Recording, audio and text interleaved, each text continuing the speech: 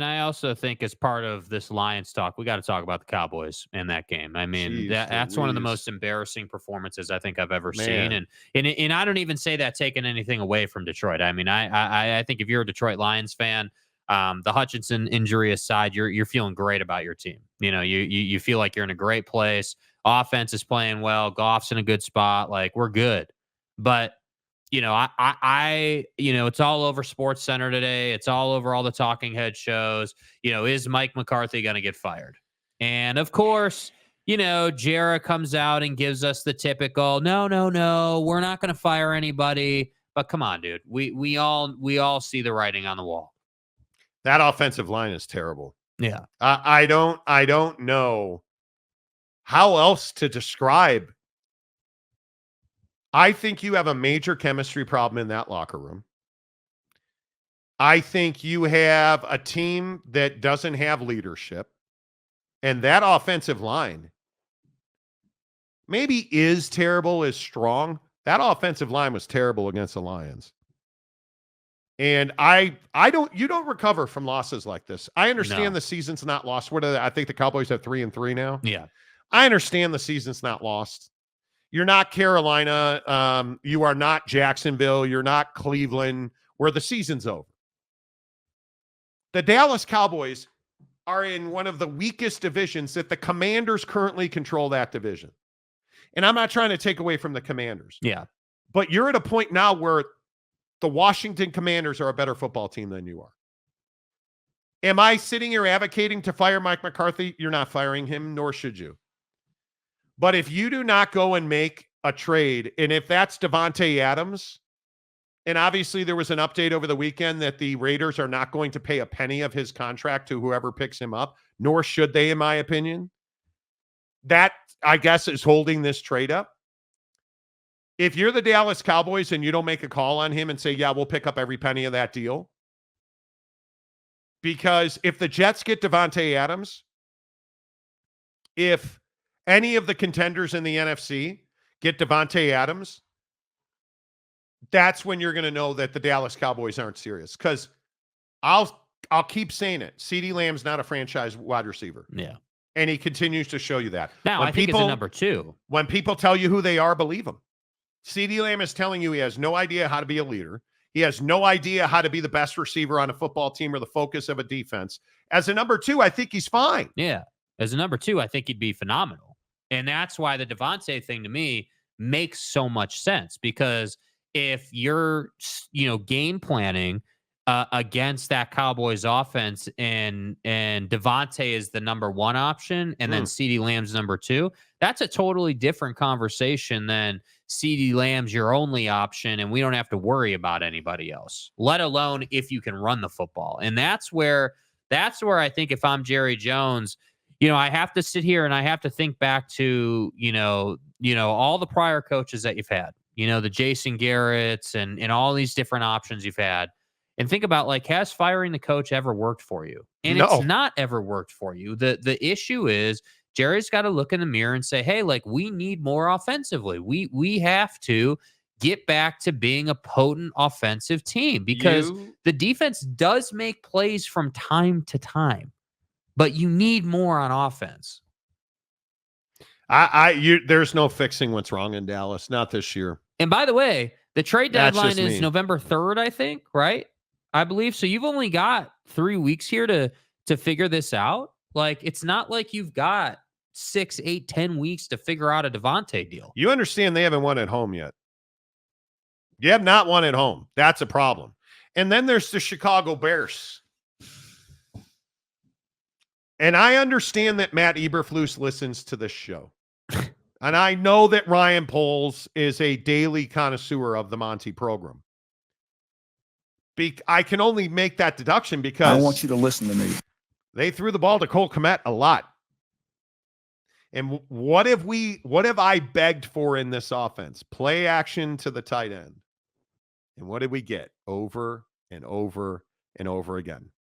Play action to Cole Kmet is lethal. I'm going to say this again. Lethal.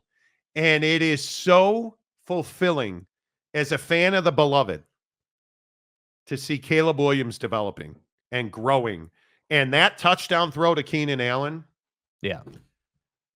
that's everything you want out of a quarterback. And by the way, I think my criticism or my question or concern about going overseas was well answered. I thought they performed well in that sense. They looked organized, they looked prepared, they looked ready, they looked like they had a game plan to the points that you're saying, play action of the tight end, having that connection with Keenan Allen. Now it is Jacksonville. So. Yeah, but it doesn't, I'm not going to take that away from them. You still went to London and you played a team that has gone overseas multiple times in the last several years. The Jacksonville Jaguars are that team that's in, obviously, Florida that goes overseas because that flight is shorter for them. So I give the Bears all the credit in the world for that. Yeah, I agree. Let's get into the comments section on the Monty Show, as always, presented by our friends at Prize Picks. Prize Picks, the best daily fantasy app in the business. You guys hook it up, download the app, use the promo code Monty. Here are my Prize Picks selections for Monday Night Football. Go with the New York Yankees. Football tonight's going to be tough, but James Cook, a rushing touchdown. Yes. In any time touchdown, rushing or receiving. I'm the demon. I like that. I like that a lot. Here's the one that I don't know about. Aaron Rodgers for 219.5 yards. Less. You're going less. I took it for less. Josh Allen, 203.5 passing yards. More. You think more against the Jets? Yes. I think the Jets are in disarray. I think the Jets it's their first game after firing their coach. I'm going all demons. I'm going to take Aaron Rodgers for 2 touchdowns. And I am going to, the other one that I really like is Josh Allen for a rushing touchdown. Yeah. Is it a demon? Yes. Take it. Yeah. Maybe you get that tonight. That or Garrett Wilson with a rush receiving touchdown. What do you think? I think Josh Allen running for one is more likely. Yeah. Okay. I think Aaron Rodgers and Garrett Wilson haven't had a great connection this year. All right. I'll take James Cook, half a rush or receive. So all James Cook has to do is catch a run for a touchdown. Aaron Rodgers throwing 2 touchdowns and Josh Allen running for a touchdown. I'm here for it. There you go. I have submitted my Prize Picks lineup. There it is. You guys hook it up. Download the app. It is the best daily fantasy promotion I've ever seen. We're halfway through the football season. If you haven't gotten on board, get on board now. You deposit $5 into a new Prize Picks account. They'll give you 50 more. Instantly, you can play the entire season on it. Prize Picks. Download the app. Use the promo code Monty. Hook it up. Prize Picks, the official daily fantasy partner of the Monty Show. Boyd Lake, beware a Jets bounce back game. It's coming. You think so? I don't buy it. Tanner Plummer. Whoa. Any Prize Picks for the Utah Hockey Club? Nope. Not talking about him, not paying attention to him. Not doing it. Not until Abravanel Hall is safe. Anybody? And not until they've earned that. Like, I have to say, and again, this is the difference, dude. I'm not sold on the, new car smell, amazing, the building's full, $3 hot dogs. I'm not sold on that, dude. Go out and win something. What? Go out and win. Go out and go to the playoffs. Go out and, win a playoff game. Like, do something that warrants us paying attention. I'm not here for it. Jake, dude. they're 3-0. Yeah, cool. Great. I'm sure they'll start 20-0 and then fall on their face or something. We know how it goes. Jake, they're 3-0. Sure.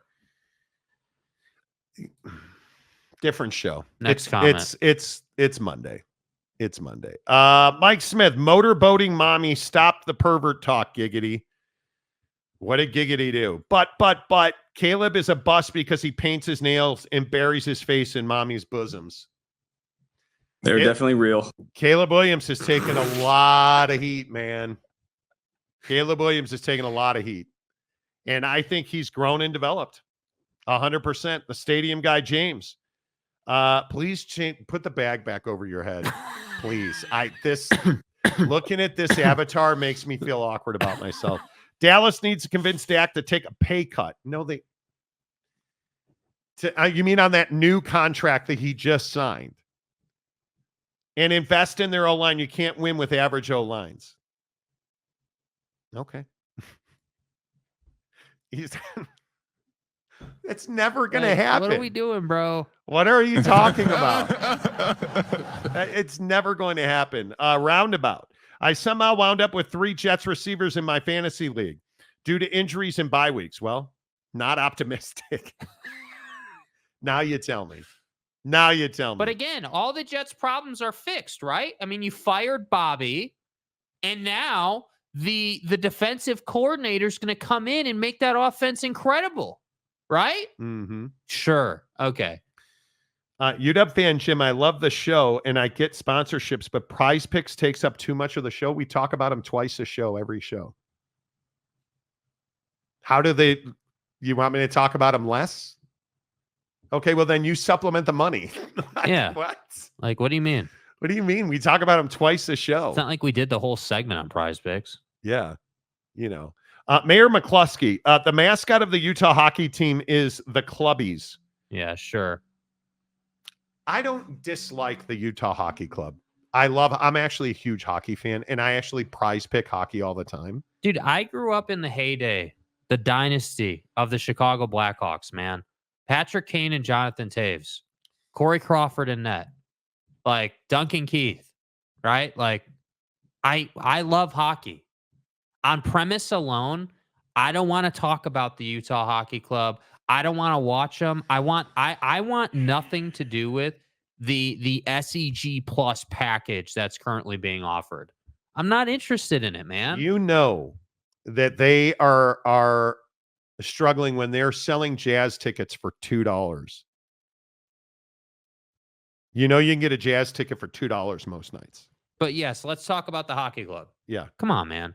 The awkward guy. Or that awkward guy. Dallas should have never paid Dak.